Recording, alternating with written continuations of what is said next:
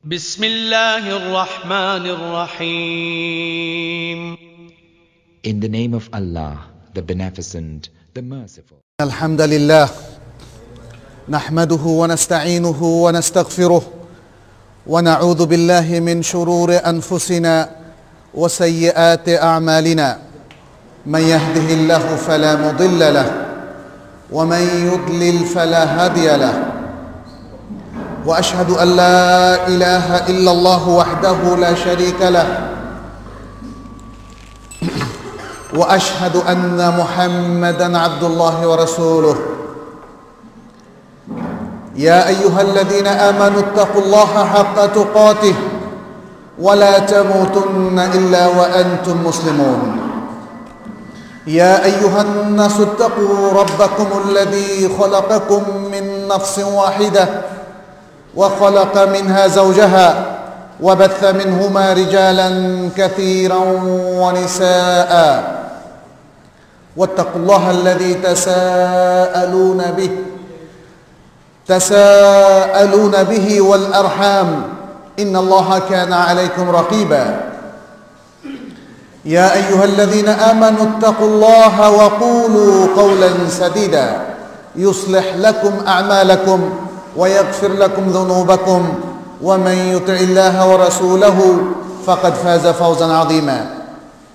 أما بعد، فإن أصدق الحديث كتاب الله، وخير الهدي هدي محمد صلى الله عليه وسلم، وشر الأمور محدثاتها، وكل محدثة بدعة، وكل بدعة ضلالة، وكل ضلالة في النار. ثم أما بعد، أيها المسلمون، أوصيكم ونفسي بتقوى الله عز وجل. فاتقوا الله، اتقوا الله في أنفسكم وفي جميع شؤونكم، اتقوا الله في أقوالكم وأعمالكم، اتقوا الله في إخوانكم وعشيرتكم وأزواجكم. نسأل الله سبحانه أن يجعلنا من عباده المتقين، وأن يتقبل منا صالح أعمالنا، إنه ولي ذلك والقادر عليه. أيها المسلمون، يقول الله عز وجل في كلامه المجيد: طه ما أنزلنا عليك القرآن لتشقى إلا تذكرة لمن يخشى تنزيلا ممن خلق الأرض والسماوات العلى الرحمن على العرش استوى। আজকের এই জুমাবারে সমবেত সম্মানিত দিন দরদি মুসল্লিয়ান কিরাম, সূরা তহার শুরুতেই আল্লাহ রাব্বুল আলামিন ঘোষণা করেছেন, তহা, আমি আপনার উপর কোরআন এই জন্য নাজিল করিনি যে আপনি কষ্ট ক্লেশের মধ্যে পড়ে যাবেন, আপনি হতভাগা হবেন, বরং কোরআন নাজিল করেছি যাতে সেটি মানুষের জন্য উপদেশ হয়, যারা আল্লাহকে ভয় করে তাদের জন্য।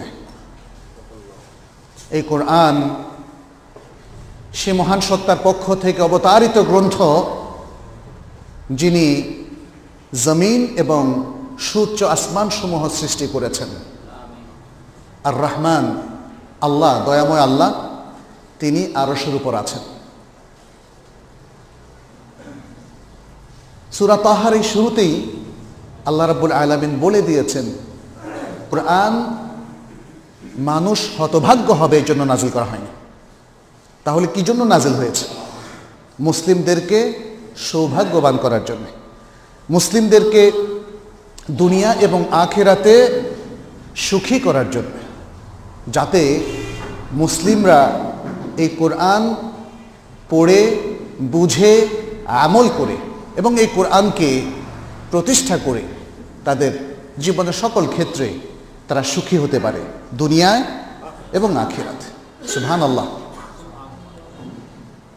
শুরুটা খুবই চমৎকার। হতভাগা হওয়ার জন্য হে রাসূল, তোমার উপর কোরআন নাজিল করিনি। আজকে একটু দেখার বিষয়, সারা বিশ্বে এত এত মানুষ, 700 কোটিরও বেশি মানুষ, এদের দিকে তাকালে মনে হয় মুসলিমরাই সবচেয়ে হতভাগা। কিন্তু মজার ব্যাপার হচ্ছে, মুসলিমরা কিন্তু এই জন্য হতভাগা হয়নি যে তারা কোরআনকে অনুসরণ করে। তাদের হতভাগ্য হওয়ার কারণ হচ্ছে যে তারা কোরআনকে ছেড়ে দিয়েছে, তারা কোরআনকে ছেড়ে দিয়েছে। অথচ এই কোরআনের মধ্যে আরেকটি আয়াত আছে যেখানে রাসূল সেই সব লোকদের বিরুদ্ধে ফরিয়াদ করবেন বলে জানানো হয়েছে। ওয়াকাল রাসূলু ইয়া রাব্বি ইন্না কওমি ইত্তাখাযু হাদাল কুরআনা মাহজুরা। কিয়ামতের দিন রাসূল বলতে রাসূলুল্লাহ সাল্লাল্লাহু আলাইহি ওয়াসাল্লামকে বোঝানো হয়েছে। তিনি ফরিয়াদ করবেন, আল্লাহর দরবারে নালিশ করবেন, হে আমার রব, আমার জাতির লোকেরা এই কোরআনকে ছেড়ে দিয়েছে। সুতরাং আজকে মুসলিমদের এই দুরবস্থা, মুসলিমদের এই সৌভাগ্যের বিপরীত অবস্থানে থাকাটা এই কারণে যে তারা কোরআন ঠিকমতো পড়ে না, কোরআন ঠিকমতো বোঝে না, কোরআন ঠিকমতো আমল করে না। তাহলে পৃথিবীতে সৌভাগ্যবান হওয়ার জন্যে যে কোনো মানুষেরই, শুধু মুসলিম না, অমুসলিমদেরও কোরআনের দিকেই ফিরে আসতে হবে। কারণ আল্লাহ তাআলা এই বিশ্বের স্রষ্টা, এই বিশ্বজগতের স্রষ্টা, আল্লাহ তাআলা এই আসমান জমিন সব কিছুর স্রষ্টা, এবং এই আল্লাহর পক্ষ থেকে কোরআন নাজিল হয়েছে।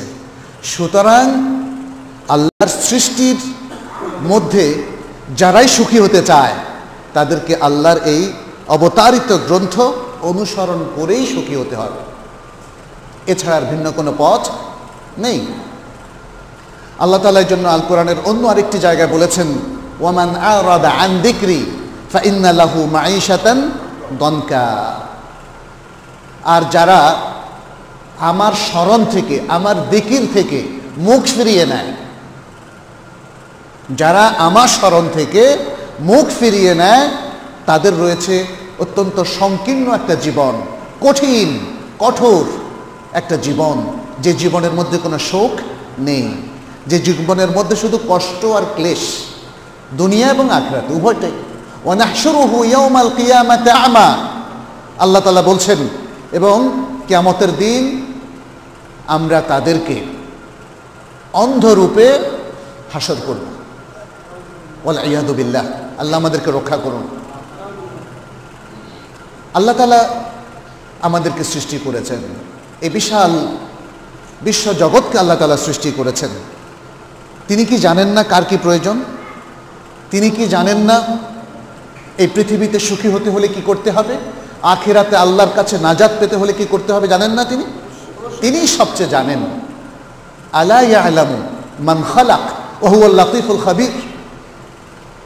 যিনি সৃষ্টি করেছেন তিনি কি তার সৃষ্ট সম্পর্কে জানেন না? অথচ তিনিই হচ্ছেন আল লাতীফুল খাবীর, সূক্ষ্মদর্শী। তিনি সব কিছুর খবর রাখেন, আর কেউ কোনো কিছুর খবর রাখে না। অতএব এ বিশ্বের মানুষ সুখী হতে পারবে শুধুমাত্র আল্লাহর দেয়া পদ্ধতি অনুসরণ করেই। কিন্তু আফসোস, আমরা কিন্তু সেটা জানি না, আমরা সেটা জানলেও মানি না। ফলে আজকে এই যে ভয়াবহ একটা অবস্থানে চলে গিয়েছে আমরা মুসলিমরা, আমাদের মুসলিম সমাজগুলো, আমাদের মুসলিম দেশগুলো, তবুও আমাদের মধ্যে কোনো দিশা কিন্তু আসছে না, আমাদের মধ্যে কিন্তু কোনো বোধোদয় হচ্ছে না, আমরা জ্ঞানমুখী হচ্ছি না, আমরা ইসলামের দিকে ফিরে আসছি না, আমরা ঠিকমতো সালাত আদায় করছি না, আমরা ঠিকমতো সিয়াম পরিপালন করছি না, আর যারা করছি তারা সঠিক পদ্ধতিতে করছি না। এটা আরেকটা ব্যাপার। যারা আমরা আল্লাহর ইবাদত করছি এবং নিরন্তর বিভিন্ন অনুষ্ঠান করে যাচ্ছি ইবাদত অনুষ্ঠান হিসাবে, তারাও সেটা ঠিকমতো আল্লাহ এবং তার রাসূল সাল্লাল্লাহু আলাইহি সাল্লামের নির্দেশিত পন্থায় করছি না। এটা আরেকটা ভয়ঙ্কর বাস্তবতা, যে কারণে আল্লাহর কাছে এগুলো গ্রহণযোগ্য হচ্ছে না। আজকে প্রায় আমাদেরকে বলতে শোনা যায় যে আমাদের দোয়া তো আল্লাহ কবুল করছেন না।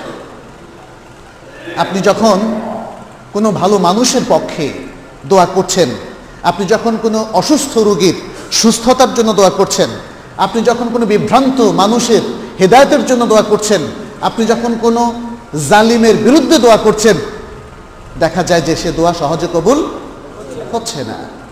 আমাদের উচিত হচ্ছে একটু নিজেকে যাচাই করে দেখা, আমাদের আমলের কমতিটা কোথায়, আমাদের ভুলটা কোথায়, আল্লাহ তাআলা কেন দোয়া কবুল করছেন না।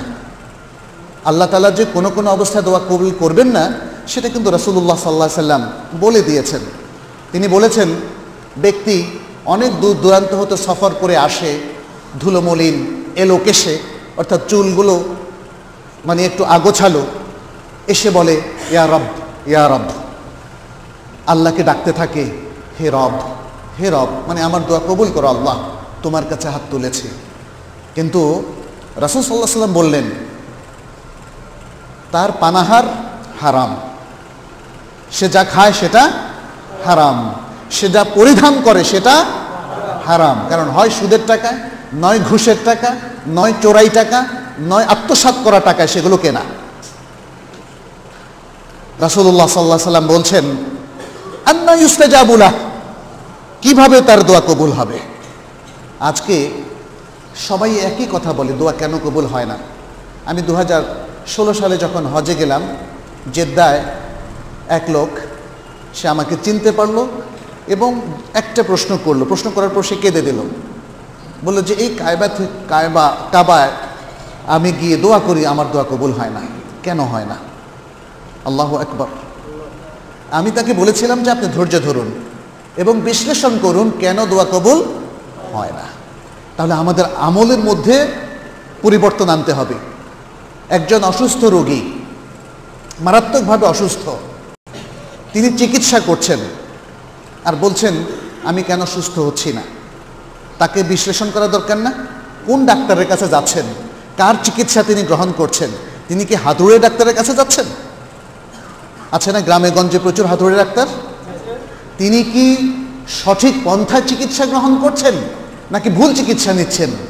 ভুল চিকিৎসা নিলে কি কেউ কোনোদিন সুস্থ হতে পারবে? কখনোই সুস্থ হতে পারবে না। ঠিক একইভাবে যদি ভুলভাবে আমরা ইবাদত করি, ভুলভাবে আমরা আমল করি, ভুলভাবে আমরা সালাত পড়ি, ভুলভাবে আমরা কোরবানি করি, কিংবা কবর কেন্দ্রিক নানা রকম বিভ্রান্তি এবং বেদাতি আমল করি, তাহলে কি আল্লাহ সেটা কবুল করবেন? আল্লাহ কি বলেছেন যে তোমরা যাই আমল করো তাই কবুল করব? বলেননি। আল্লাহ এবং তার রাসূল বলেছেন যে আল্লাহ এবং রাসূলকে আনুগত্য করতে হবে। কুল আতিউল্লাহ ওয়া আতিউর রাসূল, আল্লাহ এবং তার রাসূলের আনুগত্য করতে হবে। তার মানে হচ্ছে আল্লাহর কাছে কোনো আমল তখনই কবুল হবে যখন আল্লাহ এবং তার রাসূল সাল্লাল্লাহু আলাইহি সাল্লামের দেখানো পদ্ধতিতে আমরা আমল করি। এবং এটাই হচ্ছে জীবনে সুখী হওয়ার একমাত্র পথ মুসলিমদের জন্য। অমুসলিমরা হয়তো বলতে পারে যেমন ইচ্ছা তেমন করব, কিন্তু মুসলিমরা এটা কখনোই বলতে পারে না যে যেমন ইচ্ছা তেমন আমল করব, যেভাবে ইচ্ছা সেভাবে কামাবো, যেভাবে ইচ্ছা সেভাবে আমি টাকা ইনকাম করব এবং আমার জমিদারি চালু করব। আসলে এই বিশ্বভুবনকে কে সৃষ্টি করেছেন? আল্লাহ। অতএব এই বিশ্বে যার আনুগত্য করতে হবে তিনি হচ্ছেন আল্লাহ, আল্লাহ সুবহানাহু ওয়া তাআলা। তার আনুগত্যই করতে হবে।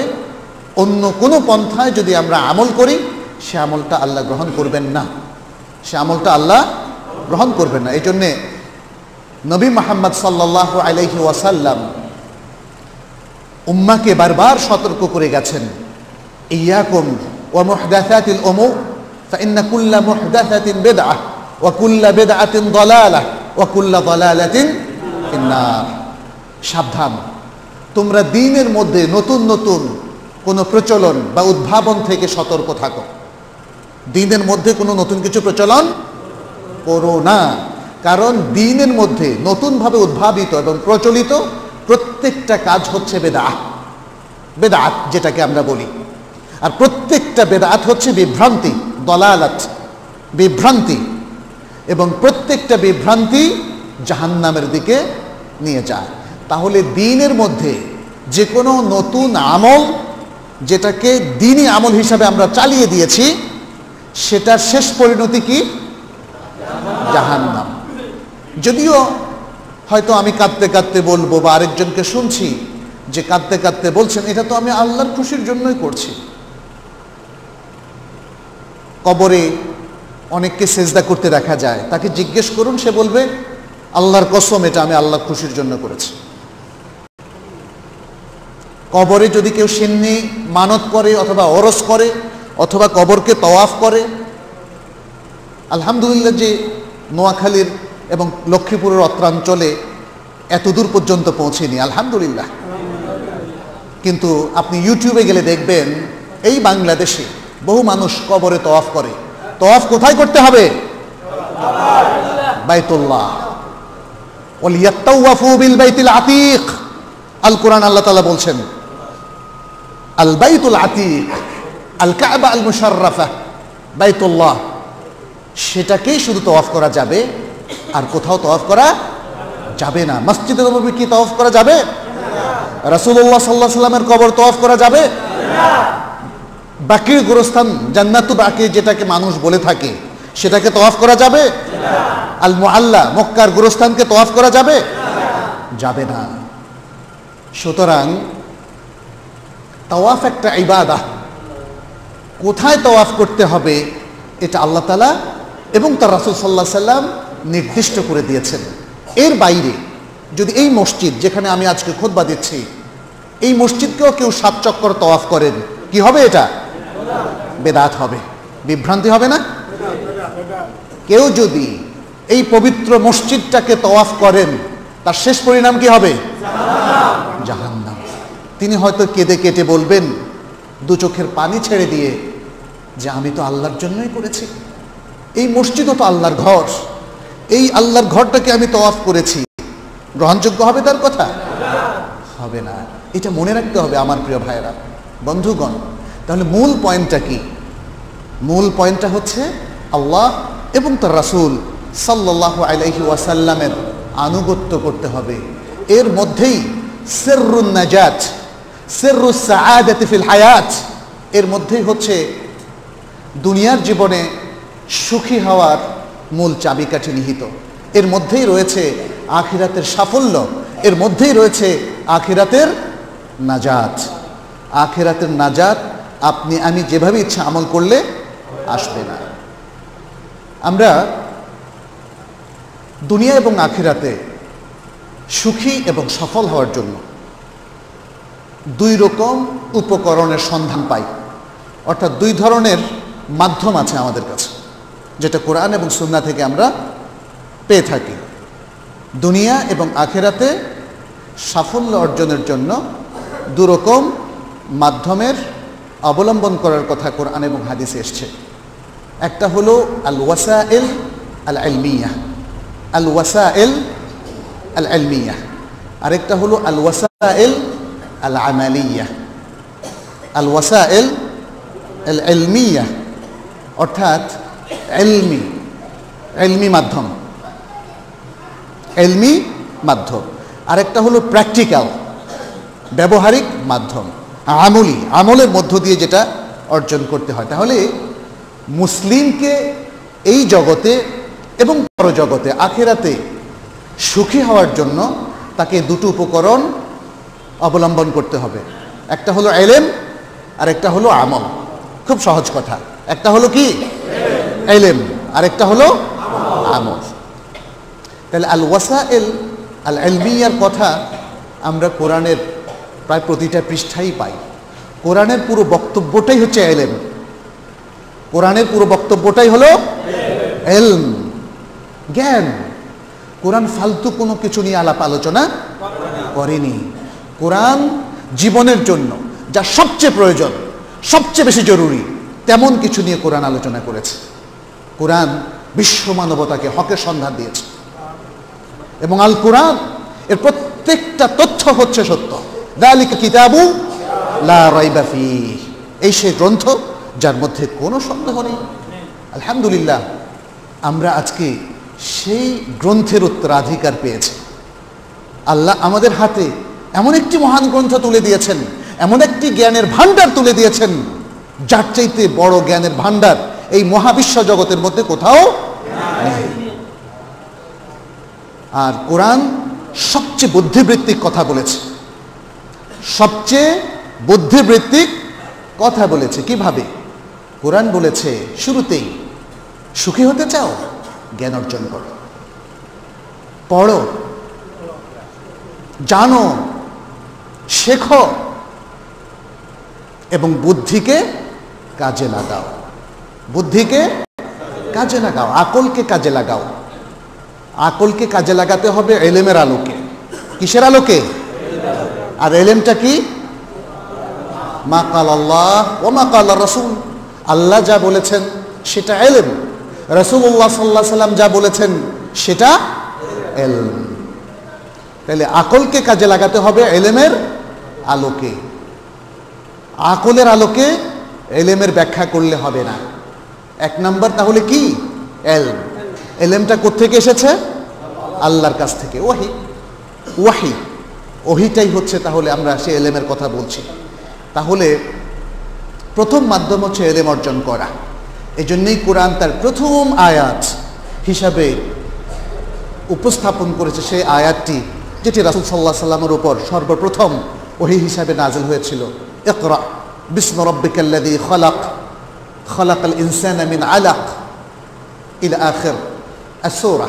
এখানে আল্লাহ তাআলা বলছেন, পড়ো তোমার রবের নামে, যিনি তোমাকে সৃষ্টি করেছেন, যিনি তোমাকে আলাক থেকে সৃষ্টি করেছেন। তাহলে পড়তে বলেছে এবং পড়ার স্টার্টিংটা হবে স্রষ্টা থেকে। আমরা আল্লাহর সৃষ্ট, আমাদের জ্ঞানের শুরুটাই হবে স্রষ্টার জ্ঞান দিয়ে। স্রষ্টা যা নাজিল করেছেন এবং স্রষ্টা সম্পর্কিত জ্ঞান দিয়ে। জ্ঞানের মধ্যে এই জন্য সর্বপ্রথম জ্ঞান হচ্ছে কিসের জ্ঞান? ঈমান। ঈমান বিল্লাহ, ঈমান বিল্লাহ। আমরা সেটা শিখছি কিনা প্রশ্ন। আমাদের এই উম্মাকে বলা হয় উম্মাতু ইকরা, যেহেতু আমাদের উপরে ইকরা নাজিল হয়েছে। এই উম্মাতুর উপর ইকরা নাজিল হয়েছে। উম্মাতু ইকরা, পড়ার উম্মাত, ইকরা এর উম্মাহ। সুতরাং এই পড়ার মূল উদ্দেশ্যটাই হলো আসলে জানা। সবার আগে জানতে হবে কার সম্পর্কে? আল্লাহ সম্পর্কে। এই জন্যে খুব মজার ব্যাপার, এখানে অনেক সুন্দর সুন্দর বিষয় কিন্তু আছে।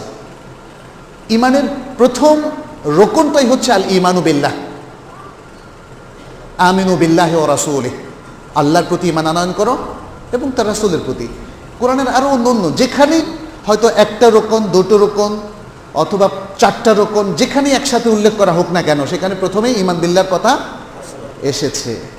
সুতরাং মুসলিমের প্রথম জানাটা হবে স্রষ্টাকে জানার মধ্য দিয়ে। কাকে? আল্লাহকে জানা, স্রষ্টাকে জানা। কারণ তিনি আমাদের খালেক, তিনি আমাদের রব, তিনি আমাদের ইলাহ। আল্লাহর রয়েছে সুন্দর সুন্দর নাম এবং আল্লাহর রয়েছে মহান গুণাবলী। যদি জিজ্ঞেস করা হয় অমুক লোকটাকে চেনেন, যদি আমরা শুধু নাম জানি, তাকে কিন্তু আমি বলি না যে আমি তাকে চিনি। চিনি এ কথা সেই ব্যক্তি সম্পর্কে বলাটা শুদ্ধ হবে যে লোকটা কেমন সেটা আমরা জানি। তিনি কি ভালো মানুষ? তিনি কি মানুষের উপকার করেন? তিনি কি মানুষের বিপদে পাশে দাঁড়ান? তাহলে বলবো যে তিনি ভালো মানুষ। আর যদি তিনি গ্রামে মানুষের মধ্যে কুটচাল দেন, মানুষের মধ্যে বিভেদ সৃষ্টি করে দেন এবং যেখানে গণ্ডগোল আছে সেখানে হাজির স্বার্থ উদ্ধারের জন্য, তাহলে আমরা বলবো তিনি ভালো মানুষ নন। তাহলে কাউকে জানতে হলে তার বৈশিষ্ট্য জানতে হবে, তার সিফাত, তার গুণাবলী জানতে হবে।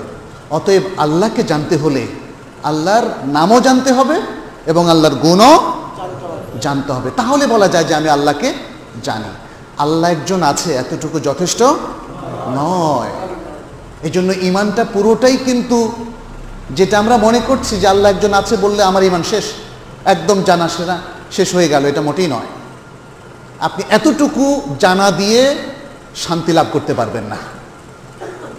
একটা প্রশান্ত হৃদয়ের অধিকারী যদি হতে চান, তাহলে আল্লাহ সম্পর্কে আরো জ্ঞান লাগবে, আল্লাহর উলুহিয়ত সম্পর্কে জ্ঞান লাগবে, আল্লাহর রুবুবিয়ত সম্পর্কে আমাদের জ্ঞান অর্জন করতে হবে। আল্লাহ রহমান, আল্লাহ রহিম, আল্লাহ আলিম, আল্লাহ হালিম, সবুর, কাউই, রাজ্জাক, আল মাতিন।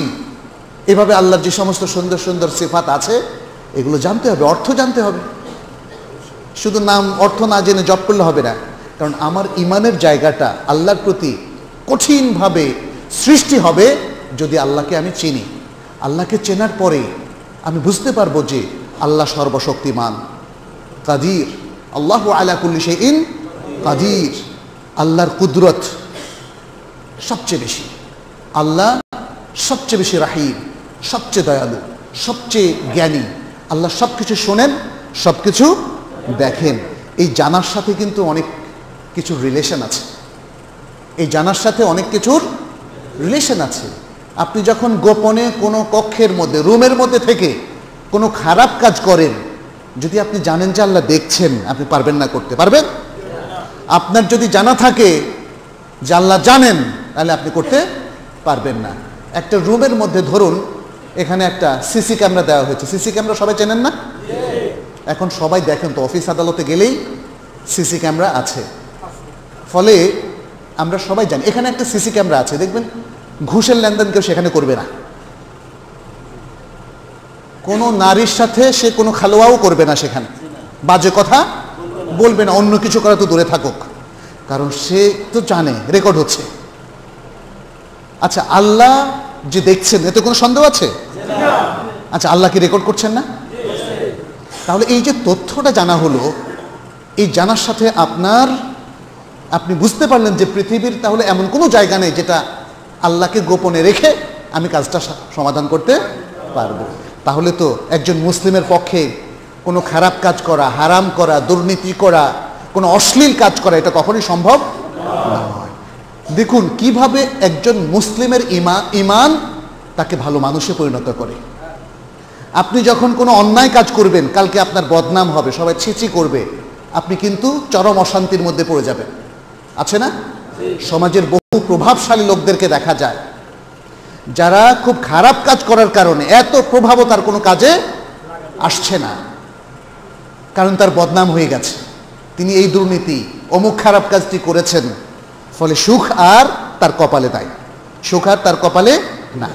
সুখ তাদের জন্যই নির্দিষ্ট যারা সত্যিকার ঈমান পোষণ করে এবং ঈমানের আলোকে নিজের চরিত্রকে সংশোধন করে, যে সততার সাথে জীবনযাপন করে, অশ্লীল কোনো কথা কাজে লিপ্ত হয় না, যে নীতির কাজে থাকে, দুর্নীতির সাথে যার কোনো সম্পর্ক নেই। পৃথিবীতে তারাই মর্যাদাবান। হয়তো টাকা পয়সা তাদের কম, কিন্তু মর্যাদা তাদের সবচেয়ে বেশি। গ্রামবাসী সবাই তাকে ভালোবাসবে, সবাই তার সন্তানকে বলবো অমুক লোকের মতো হও। তিনি তখন আইকন হয়ে যান, তিনি তখন সবার কুদওয়া এবং রোল মডেল হয়ে যান। শুরুটা দেখেন ঈমান থেকে। এই জন্যে আমরা যে বললাম ইলমি মাধ্যম, সুখী হওয়ার সবচেয়ে বড় মাধ্যম হচ্ছে ইলম, দ্বীনি জ্ঞান অর্জন করা। মনে রাখবেন, দ্বীনি জ্ঞান বলতে আমরা শুধুমাত্র কোরআন সুন্নাহর কিছু বক্তব্য মুখস্থ করাকে বোঝাচ্ছি না। এগুলো তো থাকতেই হবে, দুনিয়ার সকল কল্যাণমূলক জ্ঞানও এর মধ্যে চলে আসে। তবে এক নম্বরে আসতে হবে মুসলিম হিসাবে আল্লাহর প্রতি ঈমান, এবং ঈমানের আরও যে রোকনগুলো আছে। মোট ঈমানের রোকন কয়টা? 6টা রোকন। ঈমানের 6টা রোকনকে ভালোভাবে বুঝে নিয়ে আল্লাহ সম্পর্কিত আমাদের জ্ঞানকে সমৃদ্ধ করতে হবে। এখানে আরেকটা আয়াত দেখেন, এরকম আয়াত আল কোরআনের মধ্যে অনেকগুলো আছে। এই সূরা তাহার প্রথম যে আয়াতটা আমি পাঠ করেছি, প্রথম কয়েকটা আয়াত, তার মধ্যে আছে আর রহমানু আলাল আরশিস তাওয়া, আর রহমানু আলাল আরশিস তাওয়া, দয়াময় আল্লাহ আরশের উপর আছেন। আছেন সমাসীন বলা যাবে না, সমাসীন বললে বসে আছেন বোঝা যাবে। আল্লাহ যে কি অবস্থায় আরশের উপর আছেন আমরা জানি না, আল্লাহই ভালো জানেন।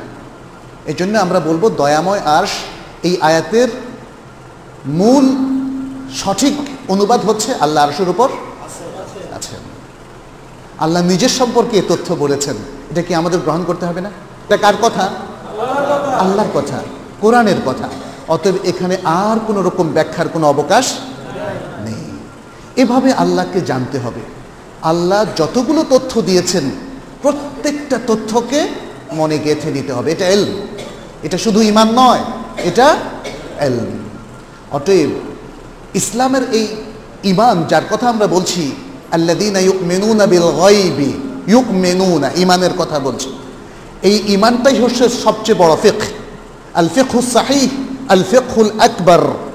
কারণ ঈমানটা গায়েবের বিষয়গুলোকেও অন্তর্ভুক্ত করে, আবার আমাদের সামনের সব কিছুকে অন্তর্ভুক্ত করে। গায়েবের বিষয় যেমন কবর, যেমন জান্নাত, যেমন জাহান্নাম, পুলসিরাত, এসব কিছু কে সৃষ্টি করেছেন? আল্লাহ। আমরা কি দেখেছি?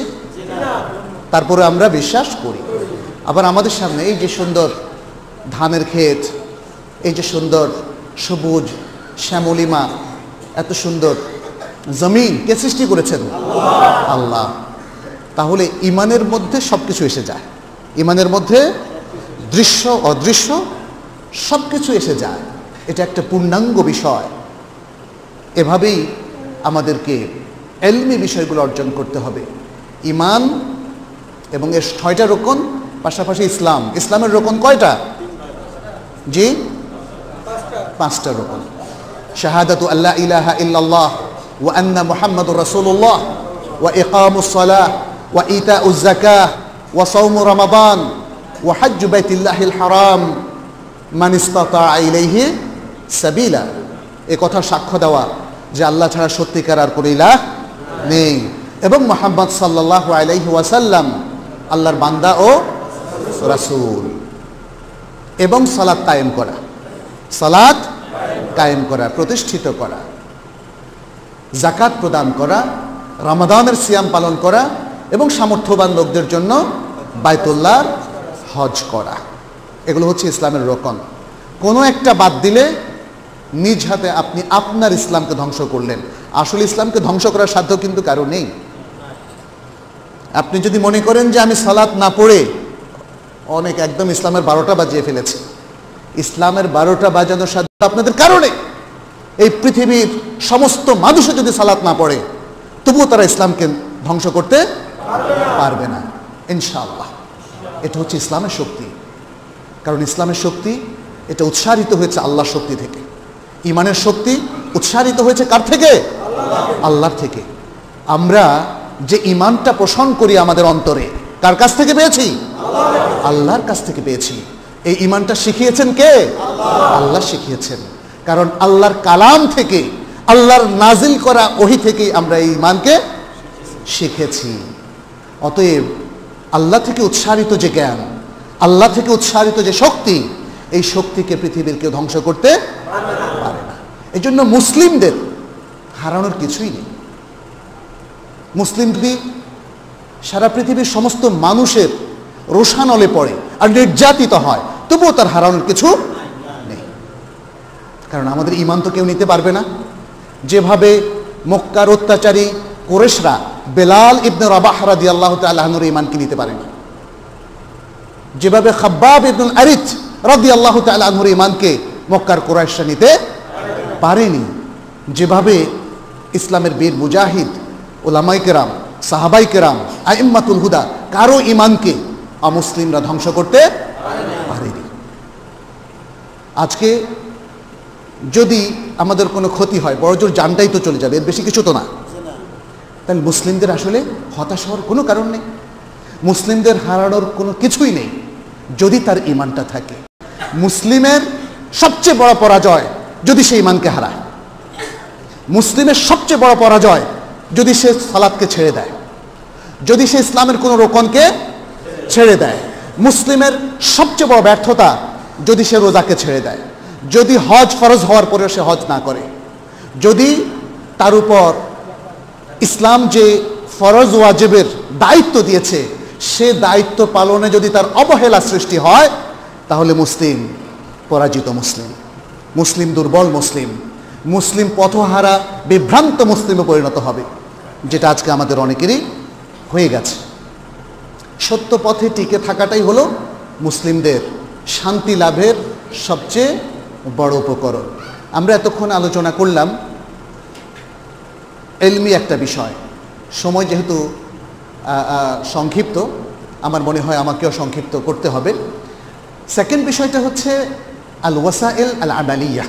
আল ওয়াসাইল আল আমালিয়া অর্থাৎ আমলি যে উপকরণগুলো আছে, যে রিচুয়ালগুলো আছে, অথবা আমলি যে পয়েন্টগুলো আছে, সেগুলো পালনের মধ্য দিয়ে জগতে সুখী হওয়া। এর মধ্যে এক নম্বর আমরা সংক্ষেপে যাতে সবগুলো চলে আসে বলবো আল আমাল সালেহ। আল আমাল as-সালেহ। আল্লাহ তাআলা বলছেন ইন্নাল্লাহা লা ইউযিউ আজরাল মুহসিনিন। যারা পুণ্যবান, যারা আমল করেন, আল্লাহ তাআলা কারো আমলকে নষ্ট করেন না। আল্লাহ তাআলা প্রত্যেকটা আমলকে রেকর্ড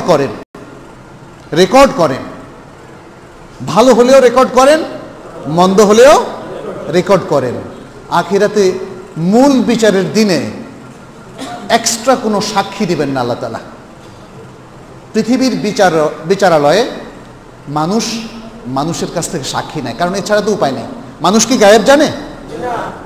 আল্লাহ ছাড়া আর কেউ কি গায়েব জানে? কোন নবী রাসূল কি গায়েব জানতেন? কুল লা ইয়ালামুল গায়বা ইল্লাল্লাহ। হে রাসূল তুমি বলে দাও আল্লাহ ছাড়া আর কেউ গায়েব জানে না। আল্লাহর কাছেই গায়েবের চাবি কাছি। পৃথিবীর বিচারালয়ে সাক্ষ্যর প্রয়োজন হয়, কিন্তু আল্লাহর কাছে মানুষের সাক্ষ্য গ্রহণযোগ্য হবে না, কারণ আল্লাহ অরিজিনাল সব কিছুকে উপস্থিত করবেন।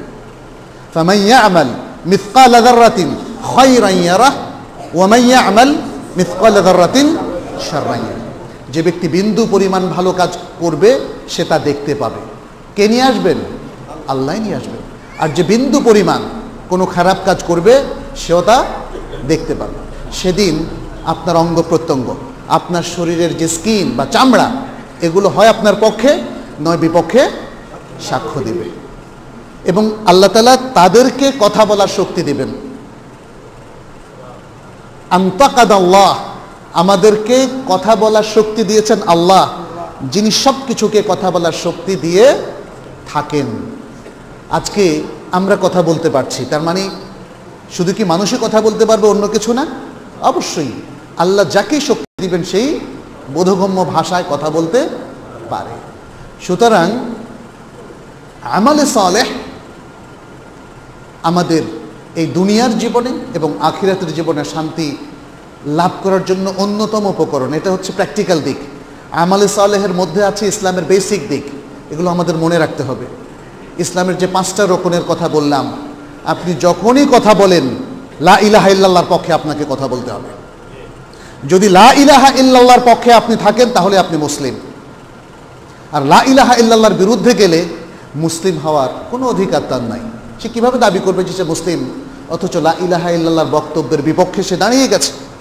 লা ইলাহা ইল্লাল্লাহর বিপক্ষে সে কথা বলে, আল্লাহর বিপক্ষে সে কথা বলে, আল্লাহর ওহীর বিপক্ষে কথা বলে, আল্লাহর নবীর বিপক্ষে কথা বলে। এভাবে কোনো মুসলিম থাকতে পারে না। তাহলে যত কথা বলবেন সব কথাটা যেন লা ইলাহা ইল্লাল্লাহর পক্ষে যায়, এটাই ডিক্লারেশনের মেইন কথা। শুধু ইল্লাল্লাহ ইল্লাল্লাহ লা ইলাহা ইল্লাল্লাহ দেখে দিয়ে আসলে এই দাবি পূরণ করা যাবে না। আপনার সমস্ত কথা, এমনকি বাড়িতে যে কথাগুলো বলেন, অফিস আদালতে যে কথাগুলো বলেন, রাজনীতির ক্ষেত্রে যে কথাগুলো বলেন, সমাজের বিভিন্ন ক্ষেত্রে যে কথাগুলো বলেন, সবগুলো আপনার লা ইলাহা ইল্লাল্লাহর পক্ষেই থাকতে হবে। কোথাও যদি ইভেন কোনো অমুসলিম দেশে, ইউরোপে কিংবা আমেরিকাতে গিয়ে যদি আল্লাহ এবং তার রাসূল সাল্লাল্লাহু আলাইহি ওয়াসাল্লামের বিরুদ্ধে কথা বলেন, সেটাও কিন্তু আল্লাহ ধরে ফেলবেন। এটা বলা হয়নি যে নিজ নিজ দেশে যদি ভালো কথা বলেন সেটা গ্রহণযোগ্য, আর অমুসলিম দেশে অমুসলিম কথা বলতে পারবেন। ইসলামে সে পারমিশন আছে? পৃথিবীর কোনো জায়গা নাই যেখানে ইসলামের বিপরীত আমল করা যাবে। এমন কোনো সময় নাই যে সময়ের মধ্যে আল্লাহ বলেছেন যে এখন তোমরা ইসলামে আমল না করলেও চলবে। বরং মুসলিমদের জন্য, বরং সমস্ত মানুষের জন্য প্রতিটা সময় এবং জগতের যেখানেই যায়, সে এমনকি পৃথিবী ছেড়ে যদি চাঁদের দেশেও যায় কিংবা মঙ্গল গ্রহেও যায়, তবুও তাকে আল্লাহর বিধান মেনে চলতে হবে। আমালে সালেহ এর অনেক ব্যাখ্যা। সালাতের উপর আমি শুধু এতটুকু বলবো, সালাত আদায়ে আজকে আমাদের অনেক ত্রুটি, টাইমিংয়ে ত্রুটি আছে। কারণ এই সমাজের অনেক লোক সূর্য ওঠার পরে ফজর পড়ে, আছে না? এই সমাজের অনেক লোক টাইম মতো সালাত পড়ে না, পরে কয় ভাই আমার সময় কম তো, ব্যস্ত, আমি কাজা করি। সালাত কাজা করার কি কোনো অনুমতি আছে? কাজা করাটাকে শরীয়তের পরিভাষায় বলা হয় ইউআখিরুনা সালাতা আন ওয়াক্তিহা। এটা বুখারীর হাদিস অনুযায়ী সালাতকে তার ওয়াক্ত চলে যাওয়ার পরে পড়া, সালাতকে তার ওয়াক্ত চলে যাওয়ার পরে পড়া, সালাতকে তার ওয়াক্ত চলে যাওয়ার পরে পড়লে এটা আল্লাহর কাছে গ্রহণযোগ্য হয় না। আপনি কাজা বলেন, আপনার ওস্তাদ কাজা বলুক, তাতে কিছু যায় আসে না, কিন্তু আল্লাহ তাআলা এই সালাতকে কবুল করেন না। এটাকে কোরআনের ভাষায় বলা হয় ইদাআতুস সালাহ। যাই হোক, এটা একটা দিক। আমরা আরেকটা ভুল করি, সালাতের মানে সম্পন্ন করার যে পদ্ধতি, যেটাকে আমরা পারফরমেন্স অফ সালাহ বলবো, কিভাবে সালাত পড়ছি, কিভাবে সালাত পড়ছি। রাসূল সাল্লাল্লাহু আলাইহি ওয়াসাল্লাম ছোট্ট একটা কথা শিখিয়ে দিয়েছেন। উনি ছোট ছোট কথা দিয়ে উম্মাকে গাইড করেন। অনেক বড় কথা যেটা মুখস্থ করতে বুঝতে অসুবিধা, এরকম খুব কমই উম্মাকে খুব ছোট ছোট কথা দিয়ে গাইড করেন। যেমন আদ-দীন ওয়ান নাসিহা, দিন হচ্ছে নাসিহা, খুব সুন্দর কথা। ইন্নামাল আমালু বিন্নিয়াত, এখানে নিয়তটা খুব জরুরি, সেটা বুঝিয়েছেন। ঠিক তেমনি সালাতের ক্ষেত্রে ছোট্ট একটা হাদিস দিয়ে তিনি বলেছেন কিভাবে সালাত করতে হবে।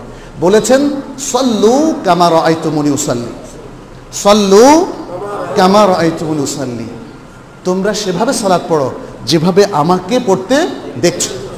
একটা প্রশ্ন করতে চাই আপনাদেরকে, রাসূলুল্লাহ সাল্লাল্লাহু আলাইহি সাল্লাম কি সালাত পড়া দেখিয়েছেন না আমাদেরকে? তাহলে আমাদের সবারই কি উচিত নয় যে কিভাবে রাসূল সাল্লাল্লাহু আলাইহি সাল্লাম সালাত পড়েছেন সেটা জেনে নেওয়া? সেটা জেনে নেওয়া কি খুব কঠিন? কিতাবুস সালাহ কি প্রত্যেকটা হাদিসের গ্রন্থে আছে না? রাসূল সাল্লাল্লাহু আলাইহি সাল্লামের সালাত শিখতে গেলে কিতাবুস সালাহ, হাদিসের কিতাবুস সালাহটাই আমাদের পড়তে হবে। অন্য কোনো রহমানিয়া কুতুবখানা, বাজারে নামাজের ওয়াজিফা অথবা রাস্তার পাশে যে সমস্ত সালাতের সবকওয়ালা ছোট ছোট বই পাওয়া যায়, সালাত কি সেখান থেকে শিখতে হবে আমাদের? সালাত শিখতে হবে সহিহ বুখারীর কিতাবুস সালাহ থেকে, সালাহ শিখতে হবে সহিহ মুসলিমের কিতাবুস সালাহ থেকে, সালাহ শিখতে হবে আসহাবুস সুনানের, সুনান আবি দাউদ, সুনান আন-নাসাই, সুনান ইবনে মাজাহ, সুনান তিরমিজির কিতাবুস সালাহ থেকে। হ্যাঁ, প্রশ্ন আসতে পারে যে সাধারণ মানুষ আমরা তো এগুলো পড়তে পারি না, আরবি তো পড়তে পারি না, বুঝি না। তাহলে আপনি স্কলারদের সাহায্য নেবেন, স্কলারদের সাহায্য নেবেন, উস্তাদদের কাছ থেকে শিখে নেবেন। এটা খুবই স্বাভাবিক একটা বিষয় যে সবাই সব কিছু জানে না, আর আমরা অনেক সময় অনেক জ্ঞান জানি না। আপনি নিজে নিজে আবার নিজেকে অনেক উপরে স্কলার বানিয়ে ফেলবেন না, এখানে একটা সমস্যা হয় আমাদের। তাহলে এসব কিছু আমলের ক্ষেত্রে রাসূল সাল্লাল্লাহু আলাইহি সাল্লাম যেভাবে করেছেন, তিনি যেভাবে সিয়াম পালন করেছেন, আমাদের সেভাবে সিয়াম করতে হবে। তিনি যেভাবে কোরবানি করেছেন, আমাদের সেভাবে কোরবানি করতে হবে। দান খয়রাত সাদাকার ক্ষেত্রে তিনি যেভাবে, ইভেন মুআমালাতের ক্ষেত্রেও কিন্তু এই জিনিসটা খুব গুরুত্বপূর্ণ। বিবাহ প্রথা কারটা ফলো করতে হবে, রাসূল সাল্লাল্লাহু আলাইহি সাল্লামেরটা না হিন্দুদেরটা? রাসূল সাল্লাল্লাহু আলাইহি সাল্লামের। কিন্তু কি আশ্চর্য, এই বাঙালি মুসলিমদের, তারা অনেক সময় বিবাহ, এর সাথে হলুদ, এর সাথে আরও যে সমস্ত পর্বগুলো আছে সেগুলোর মধ্যে হিন্দু খ্রিস্টানদের কালচারও নিয়ে আসেন। তারা অনেক সময় হলুদ করতে গিয়ে ওই দিন থেকে রাখি বন্ধন ইত্যাদি নানা কৃষ্টি কালচার, গ্রামের মধ্যে এগুলো আরও বেশি, শহরের চাইতে গ্রামের মধ্যে এগুলো বেশি। রাসূল সাল্লাল্লাহু আলাইহি সাল্লাম যখন বললেন ইবাদত আমি যেভাবে পালন করছি সেভাবে করো, তার মানে মুআমালাত যা ইচ্ছা তাই করো, এটা বলা হয়েছে না।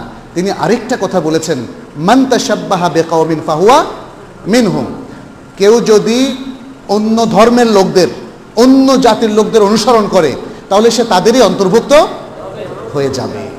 মনে রাখতে হবে, সাবধান। অতএব মুসলিম কৃষ্টি কালচার রাসূল সাল্লাল্লাহু আলাইহি সাল্লাম এটা শিখিয়ে দিয়েছেন। তিনি যখন আরব বিশ্বে এসেছিলেন তখন কিন্তু জাহিলিয়াত ছিল, তখন কিন্তু নারী নির্যাতন ছিল, তখন কিন্তু সমাজের মধ্যে সব ধরনের দুর্নীতি ছিল, অন্যায় ছিল, সুদ ছিল এবং অর্থনৈতিক কেলেঙ্কারি ছিল, সামাজিক নিরাপত্তা ছিল না, একজন আরেকজনকে হত্যা করত, সমাজের মধ্যে বিভক্তি ছিল, রাহাজানি ছিল, খুন খারাপি ছিল। কিন্তু মাত্র 23 বছরের মধ্যে রাসূল সাল্লাল্লাহু আলাইহি সাল্লাম দুনিয়ার শ্রেষ্ঠ সমাজ গড়ে তুলেছিলেন। সুবহানাল্লাহ। কিসের মাধ্যমে? আল আমালুস সালেহ, আল আমাল আস-সালেহ। রাসূল সাল্লাল্লাহু আলাইহি সাল্লাম শুধু থিওরি দেন নাই, তত্ত্ব দেন নাই, কিছু গাল গল্প শুনান নাই আর সব ভালো হয়ে গেছে। নো, রাসূল সাল্লাল্লাহু আলাইহি সাল্লাম ঈমান আকীদা শিখিয়েছেন আর আমালে সালেহ শিখিয়েছেন। রাসূল সাল্লাল্লাহু আলাইহি সাল্লামের সেই আমল শিখে পুরো সমাজটাই ভালো হয়ে গেছে।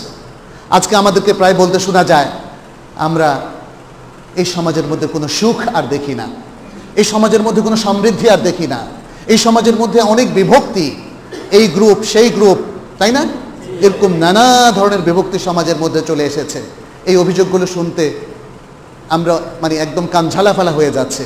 কিন্তু আমরা এটা কেন ভাবি না, যেই ফর্মুলায় রাসূলুল্লাহ সাল্লাল্লাহু আলাইহি সাল্লাম সেই জাহিলি সমাজকে একটা উন্নত, সমৃদ্ধ, শান্তিপূর্ণ ইসলামী সমাজে পরিণত করেছেন, সেই থিওরিগুলো আজও আছে না? সেই আমলগুলো আজও আছে না? রাসূল সাল্লাল্লাহু আলাইহি সাল্লামের সেই হাদিসগুলো আজও আছে না? আল্লাহর কালামে পাক আজকে পর্যন্ত আমাদের কাছে অবিকৃত অবস্থায় সেভাবে আছে না যেভাবে নাযিল হয়েছিল? তাহলে আমাদের এই ওজর আল্লাহ কবুল করবেন না যদি আল্লাহর কাছে বলি, আল্লাহ আমরা পারি নাই। কেন পারি নাই? কারণ তোমরা মানো নাই, তোমরা বুঝার চেষ্টা করো নাই। এই প্রশ্নের উত্তর কিন্তু আমরা অধিকাংশই দিতে পারবো না। অতএব আসুন, এখানে আরো অনেক পয়েন্ট ছিল, সেগুলো আলোচনা আজকে আর করব না। যতটুকু আলোচনা হয়েছে হয়তো যথেষ্ট এটা বোঝার জন্যে যে এই জগতের সুখ শান্তি এবং পরজগতের আখিরাতের সুখ শান্তি পেতে হলে পথ একটাই, পথ একটাই। ইন্নাদ দীনা ইনদাল্লাহিল ইসলাম। ইসলামী পথটাই হচ্ছে একমাত্র পথ, যে পথে দুনিয়ার শান্তি এবং আখিরাতের শান্তি আমরা পেতে পারবো। ওয়ামান ইয়াবতাগি গায়রাল ইসলামি দীনান ফালান ইউকবালা মিনহু। আর যদি কেউ ইসলাম ছাড়া অন্য কোনো পথ, অন্য কোনো মতবাদ, অন্য কোনো পন্থা তালাশ করে, আল্লাহর কাছে সেটা কখনোই কবুল হবে না, গ্রহণযোগ্য হবে না। এই একটা পথেই শুধু আমাদের পক্ষে সম্ভব দুনিয়া এবং আখিরাতের সুখ সমৃদ্ধি অর্জন করা। আজকে সত্যিকারের ইমানের ধারক বাহক যদি আমরা হয়ে থাকি, পৃথিবীর সব ধ্বংস হয়ে গেল, আমাদের আফসোসের কিছু নেই। যদি আমি আমার ইমানটাকে ধরে রাখতে পারি, যদি আমার সহি আকীদাকে আমি পরিপালন করতে পারি, সহিভাবে যদি আমি ইবাদত করতে পারি, আমি যদি একজন সৎ, ভালো, আখলাকি একজন ভালো মুসলিম হিসাবে নিজেকে ধরে রাখতে পারি, তাহলে পৃথিবীতে আমার চাইতে সুখী, আমার চাইতে সমৃদ্ধ আর কোনো লোক নেই। সুখ বিত্ত বৈভবে নয়, সুখ দুনিয়ার মধ্যে নয়, অন্যায়ের মধ্যে কোনো সুখ নেই, দুর্নীতির মধ্যে কোনো সুখ নেই, ভুল ত্রুটির মধ্যে কোনো সুখ নেই, বিভ্রান্তির মধ্যে কোনো সুখ নেই, শিরক বেদাতের মধ্যে কোনো সুখ নেই। অতএব আসুন আমরা সকলেই ইসলামমুখী হই, কুরআন এবং সুন্নাহমুখী হই এবং সর্বান্তকরণে আল্লাহ এবং তার রাসূলের পথকে অনুসরণ করি। আল্লাহ আমাদেরকে তৌফিক দান করুন। আকুলু কাওলি হাদা ওয়া আস্তাগফিরুল্লাহ লি ওয়া লাকুম ওয়া লিসাইরিল মুসলিমিন ফাস্তাগফিরুহু ইন্নাহু হুয়াল গাফুরুর রহিম।